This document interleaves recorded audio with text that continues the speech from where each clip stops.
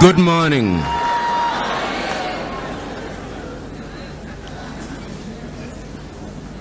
Good morning. Let me say how happy I am to be with you this morning.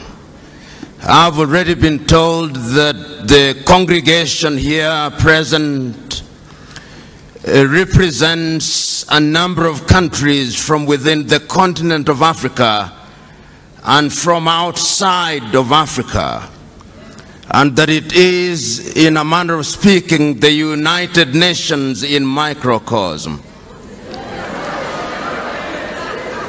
I have been asked to speak on a subject that allows me to mention a number of things, but because this is a Christian setting, I've chosen to predicate my speech upon 3 Bible verses. The very first one is to be found in the book of Daniel. And you will remember that in the book of Daniel, the story is told of King Nebuchadnezzar and how he conquered the territory that was occupied by the Jewish people. And we are told that immediately he made that conquest, he asked one of his officers to identify from within the ranks of the conquered people intelligent individuals. And the Bible records in that book of Daniel that they identified Daniel. They also identified an individual called Ananias, and they identified another individual called Mishael, and a third one called Azariah. And the Bible proceeds to tell us that they were all renamed Belshazzar, Shadrach, Meshach, and Abednego. And there is a sense in which it is those given names that they are known by throughout the ages. And we are told that they were schooled in the arts and that they were some of the most intelligent individuals. If one were to be dramatic about it, one may say that they gained admission into the University of Nebuchadnezzar. And if one says so, that there were certain protocols to be followed once you joined the University of Nebuchadnezzar. Number one, that you are to eat from the king's table and to drink the king's wine. But these individuals were so wedded to their own conviction for their own God that they made a request of the king's attendants that they be allowed to take food that was not served from the king's table. And we are told that after 10 days, they were better than everybody else. And we are further told that on the day of graduation, when they were examined, they were 10 times better than everybody else. That is the first verse in the Bible, the first chapter in the Bible, upon which I'll predicate my presentation.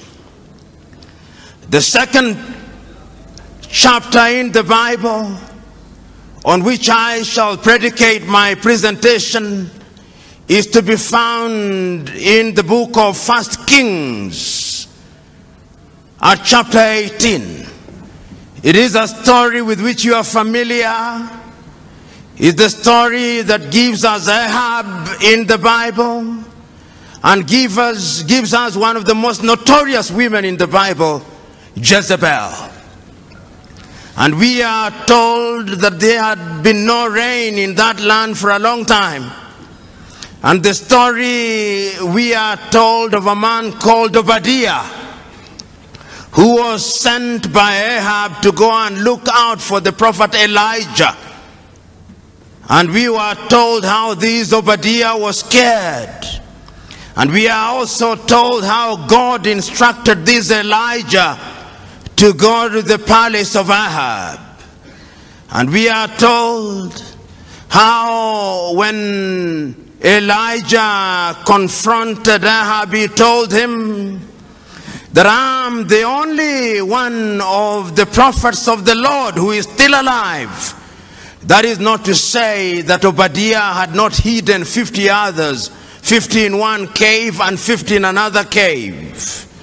And we are told that Elijah said, let us not be of two opinions. If indeed God is God, let us worship God. And if Baal is God, let us worship Baal.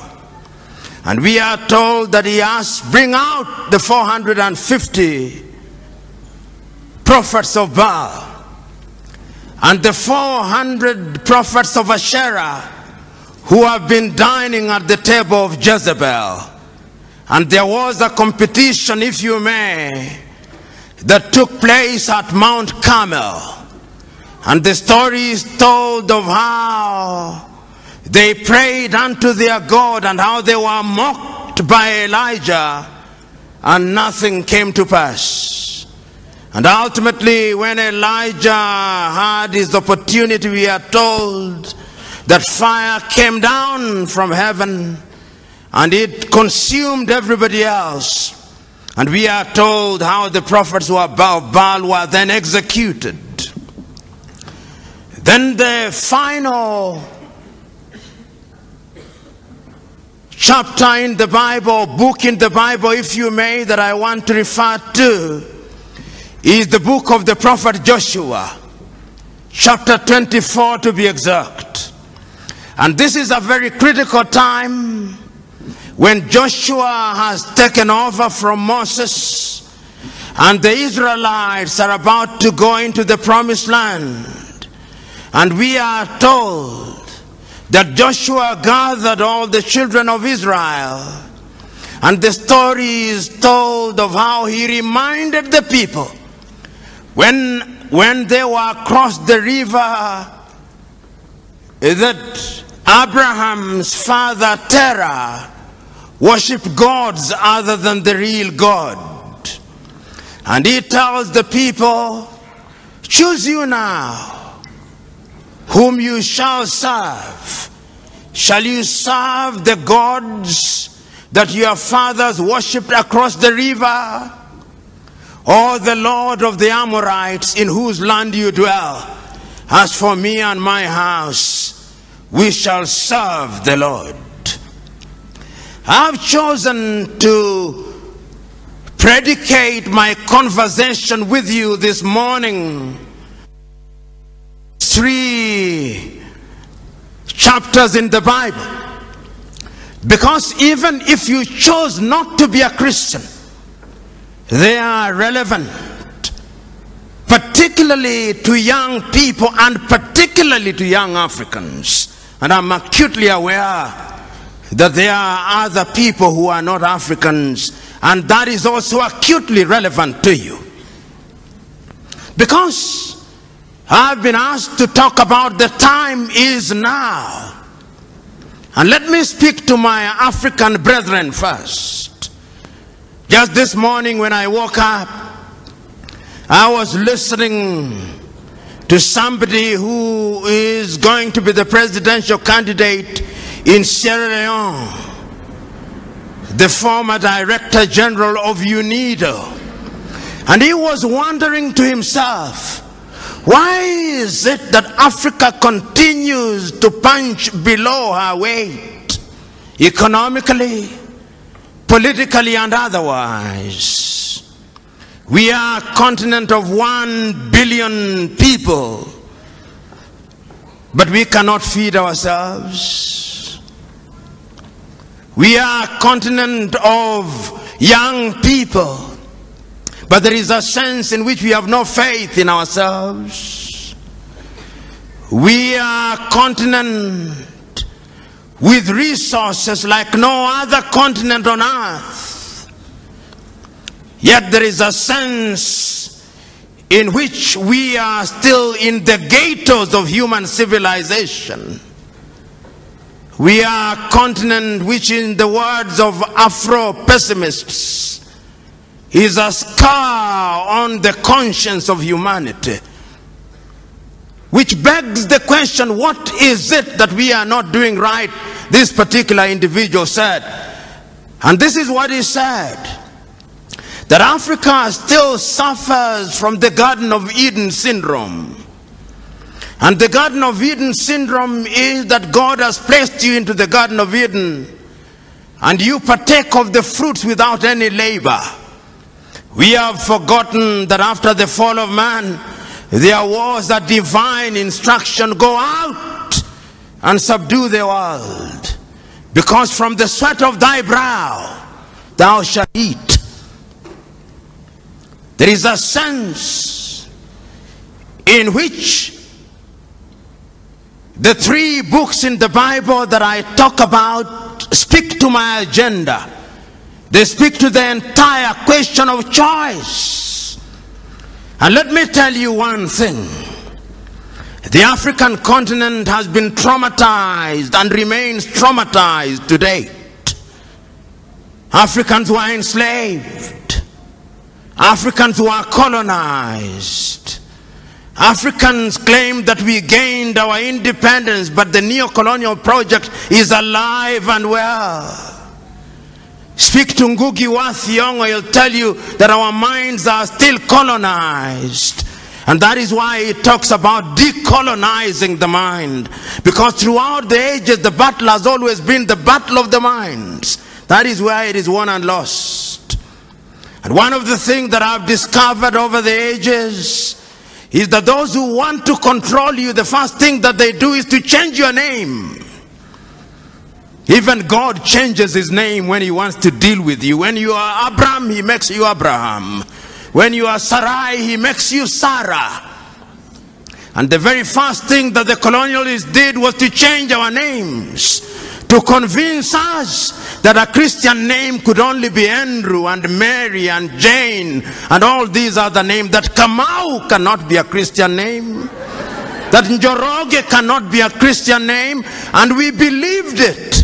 And I'm submitting to us that there is a sense in which our minds are not free. I'm submitting to us that even your generation is not free. I'm submitting to us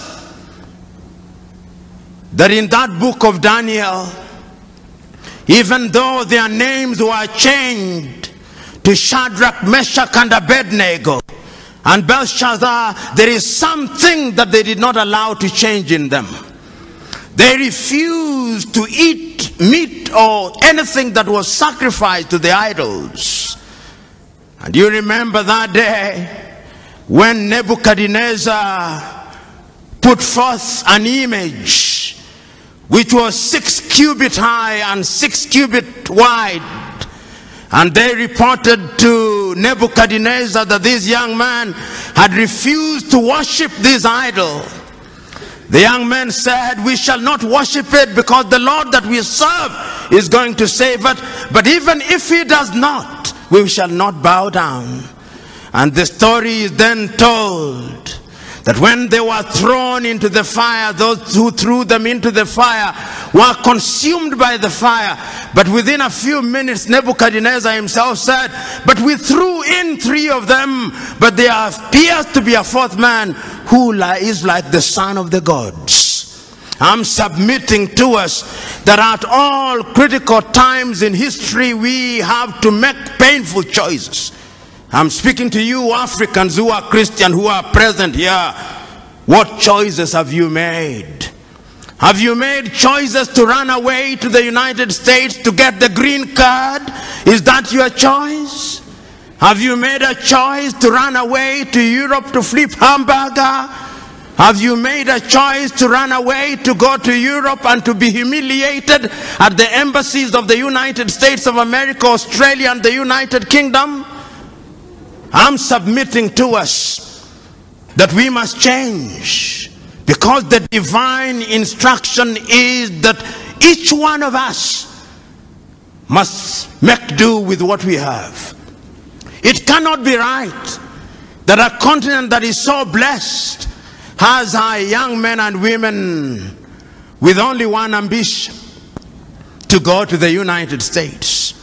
I know families where when wives are pregnant, they want to go to the United States that they may give birth there, that their child may be a citizen of the United States of America.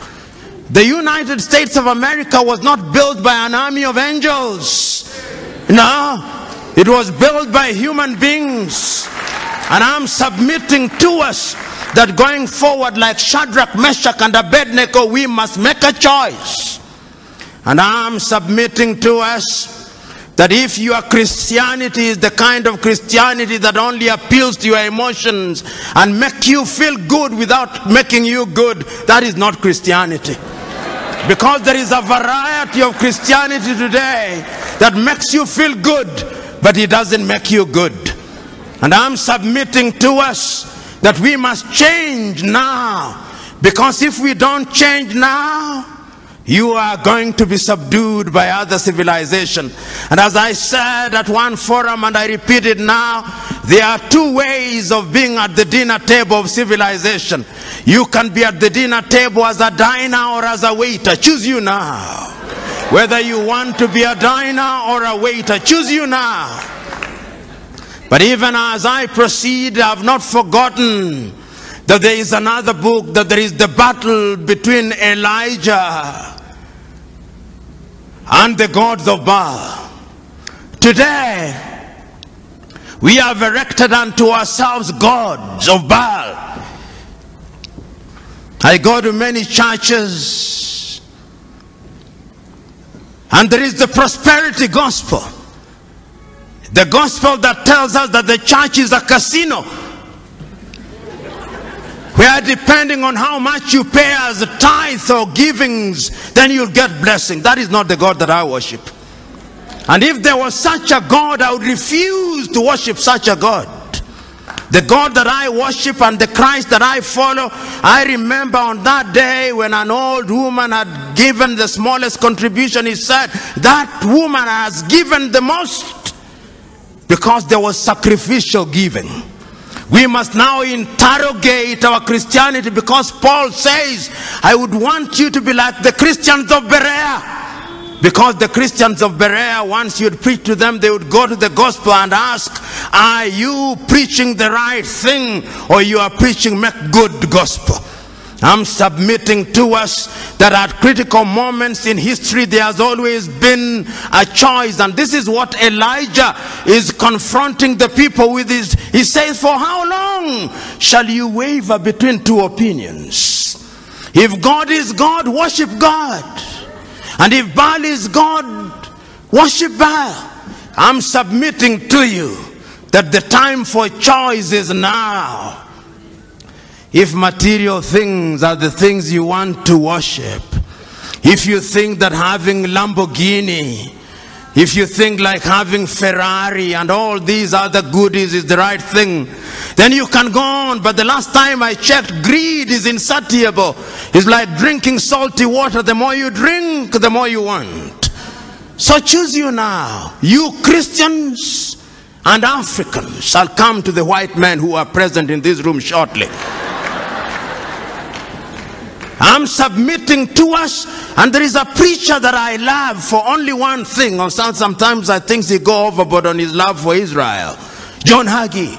And he says one thing that I love: the uncompromising message of Jesus Christ.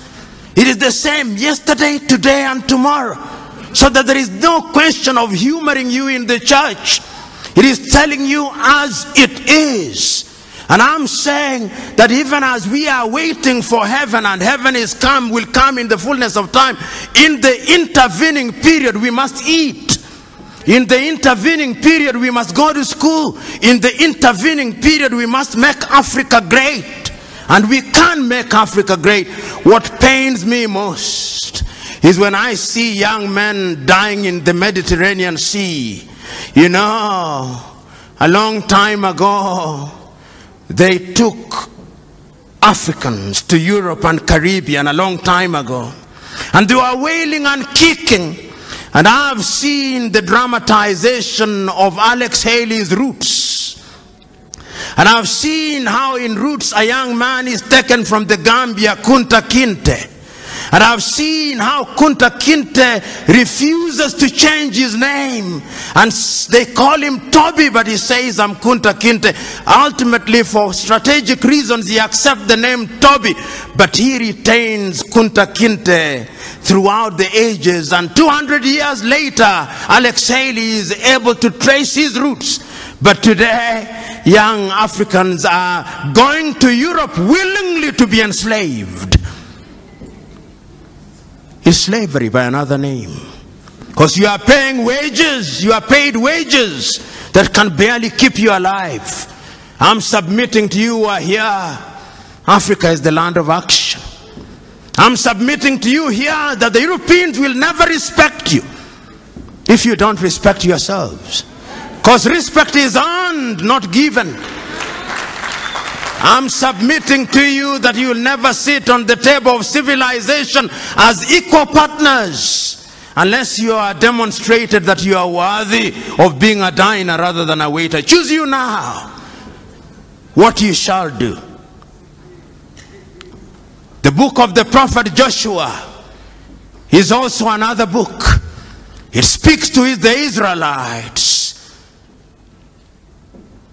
The Israelites were in captivity for 400 years. They brought Moses unto them. Moses delivered them. But at critical moments, they wanted to go back to the flesh pots of Egypt. At critical moments, God parted the Red Sea. At critical moments, there was a pillar of fire to separate them from the Pharaoh. But they still went back to their old ways. And an aging and a dying Joshua is telling them the point for making the choice is now. When we were taken away from Ur of the Chaldeans, Terah was worshipping idols. Abraham was worshipping idols.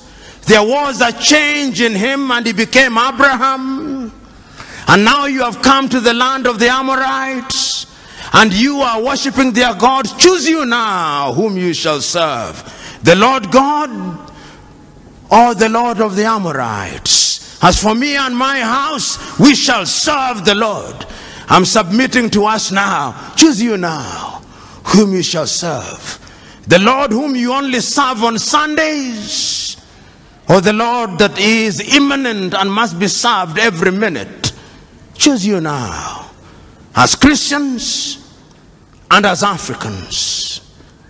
One can go on and on. But let me turn to the white people who are present in this assembly, who are our brethren. You came here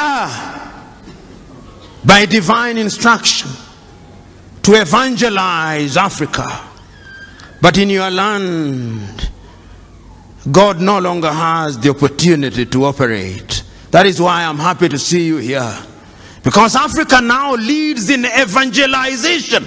And this is how God operates. There was a time when the white men came here to evangelize. They lost God. I'm not saying that there is a godless society, but there is a sense in which when one travels to Europe, one sees cathedrals being converted into discotheques and museums. And here we are struggling to operate in a tent. How I wish that we could have the faith spoken of in the Bible, that we could uproot the cathedrals that they may settle here. But I know that that is wishful thinking, that there is no abracadabra in this thing, that I know. But I'm submitting to us that your presence here is a good thing. Is a demonstration that we are children of God, children of a God of diversity. You know, And this is very ecumenical. Some of you will be offended, but I do not care whether you are offended or not. The great Mahatma Gandhi, whom I respect, was not a Christian, but at a critical moment one day he said that he remembers one day in his homeland in Gujarat, when the person who was presiding over the service read from the Hindu Gita through to the Jewish Torah, through to the Muslim Quran and to the Christian Bible, reading from one book to the other as if it did not matter which book was being read as long as God was being worshipped. And there is a sense in which I found power in that. You do not know the whole truth. None of us. We do not know how God operates. And that is why Christ tells us, judge not lest you be judged. There is a puritanical streak that sometimes we Christians, particularly those who are born again, have. We are quick to judge contrary to the divine instruction. Let us be slow to judge. Who knows how God operates? Who knows how he does these things? Because all of you, including myself, we are so sinful that if it was by works alone, none of you are heaven bound. None of you.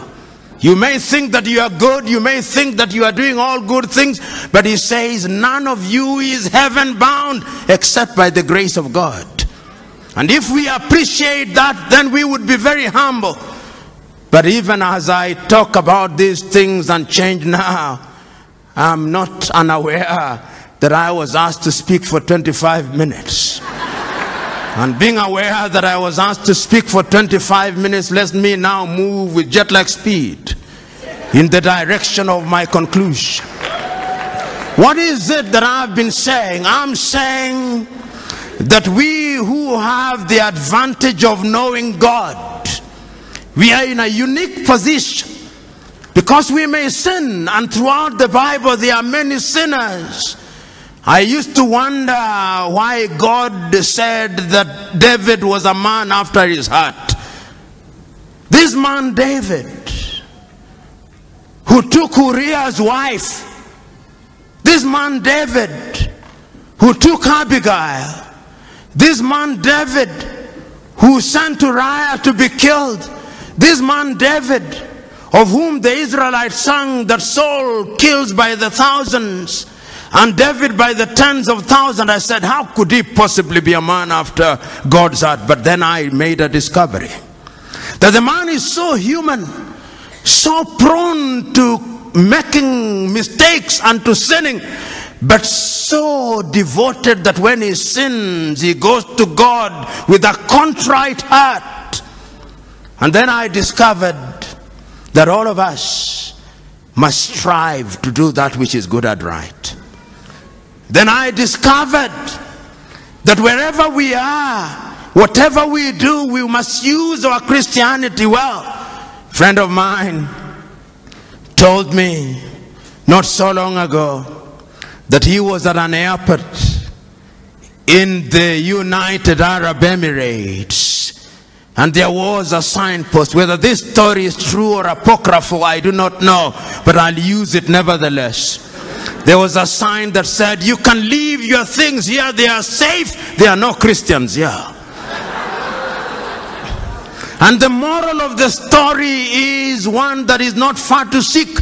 We claim to be 80% Christians, and yet we are one of the most corrupt nations on earth. Where is our Christianity? We claim in Africa to be immune from all these other things. I know there are Ethiopians here, and I'm not unaware that your economy is doing well, but yet the Oromo has a problem with the Tigrinya and the Tigrinya with the Amhara. So that when the chips are down, the blood of ethnicity is thicker than the blood of Christ.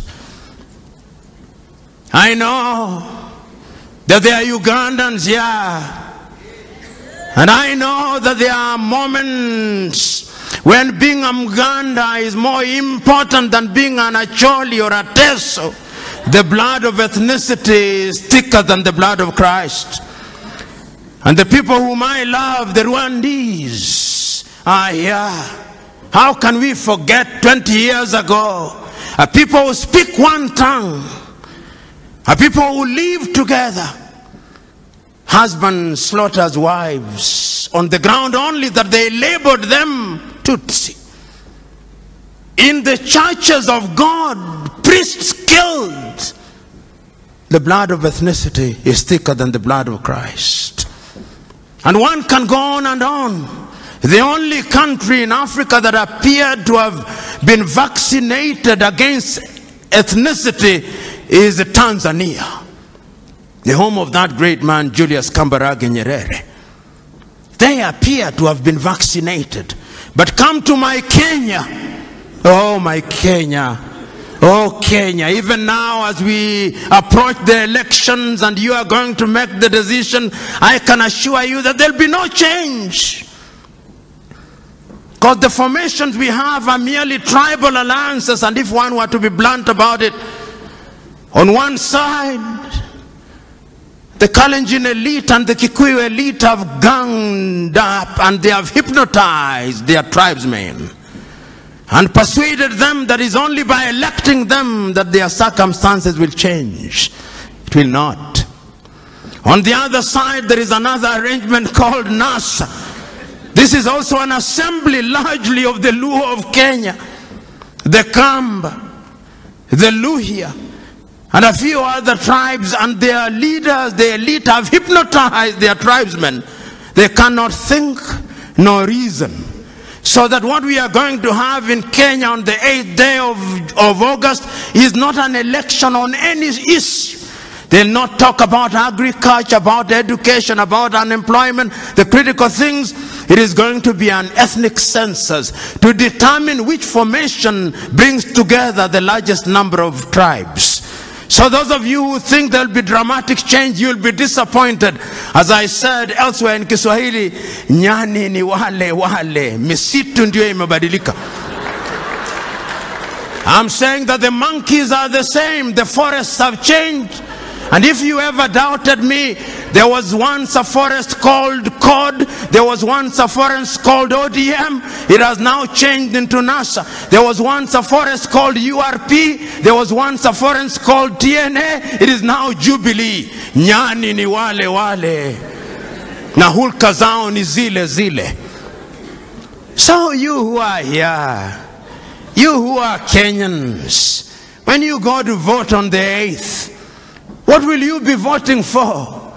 Agriculture, employment, or modo wanyoba? You who are from the Luo extraction, when you'll be voting Oduadu or health and education? Who will betide you? Because the question has always been, choose you now whom you shall serve, the Lord of the Amorites or the Lord God. As for me and my house, we shall serve the Lord. You know, one of the things that I find painful is for anybody to tell me to vote an individual because he's from my ethnic group. It is the greatest insult. Why did I go to school?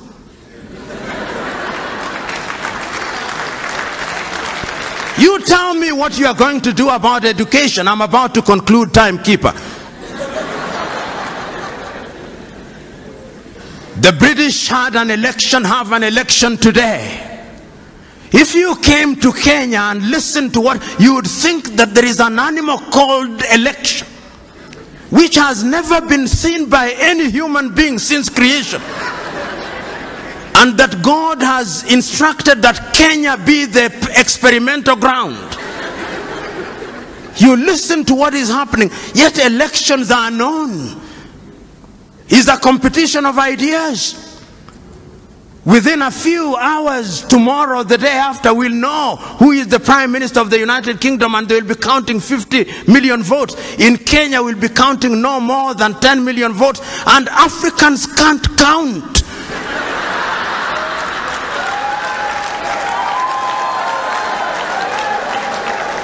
When it comes to elections, Africans can't count. And Africans never lose elections. Africans are rigged. How can you run a continent like that? Yet we claim to be Christians. If you go to the Germans, they'll have an election. And within a few hours, they'll have results, because it is a competition of ideas. You know, when you look at Europe, the reason why Europe is ahead of us. How many of you, and this is what I must conclude with. In the book of Matthew, the story is told of a businessman, I'll paraphrase it, who goes out on a long journey and entrusts his workers, one with 1 talent, the other one with 2 talents, and the other one with 5 talents. And the Bible record says he goes away for a long time. And when he comes back, he goes to the one who was given 2, and he says, Lord, you gave me 2, I've worked on it, and is now 4. And the master says, good work. And he goes to the one with 5 and says, Lord, you gave me 5, and I've worked on it, is now 10. Says, good work. And to the one with 1 talent, he says, I know you. You are a hard-hearted person who likes to reap where you have not sown. And therefore I kept it, here it is. And the master says, why shouldn't you then have given it to those who are in the business of giving interest? And the Bible records, and to those who do not have, even the little that they shall have shall be taken away, and it shall be given to those who have. We have, but we don't utilize. That is why God has now brought the Chinese to take it away from us. That is why God has brought all these people to take it away, because we do not know what it is.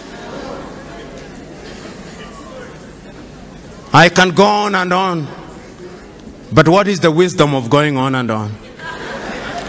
When it is so clear that we must make a choice. So I'm submitting to us in conclusion that this is the choice. The choice that we are confronted with is the choice that Shadrach, Meshach, and Abednego were confronted with. To choose to worship the god idols erected by Nebuchadnezzar, or to remain faithful to their agenda. The choice that you are confronted with is the choice that Elijah presented to the prophets of Baal. Choose you now. Do not waver between 2 opinions. If the Lord is God, serve the Lord. If Baal is God, serve Baal. And the latter day Baals come in the form of cars, houses, and other earthly things. The other choice is the same one that Joshua gave to the Israelites. Choose you now whom you shall serve, the Lord whom your fathers worshipped across the river, or the Lord or the God of the Amorites in whose land you serve. As for me and my house, we shall serve the Lord. I'm submitting to us that you young Africans must change Africa. You young Africans must do something for Africa. And you are not going to do it by tweeting, no. You are not going to do it through Instagram, no. You are not going to do it through Facebook, no. You are not going to do it through social media, no. The last time I checked is that you must roll up your sleeves. You must roll up your sleeves and go into the arena of action. Suffer, sweat, plant the tree in the knowledge that those who plant the tree may never enjoy its shadow, but the joy is that the planter of the tree has planted the tree. Another generation will water the tree, another generation will prune the tree, another generation will enjoy her shade. God bless you.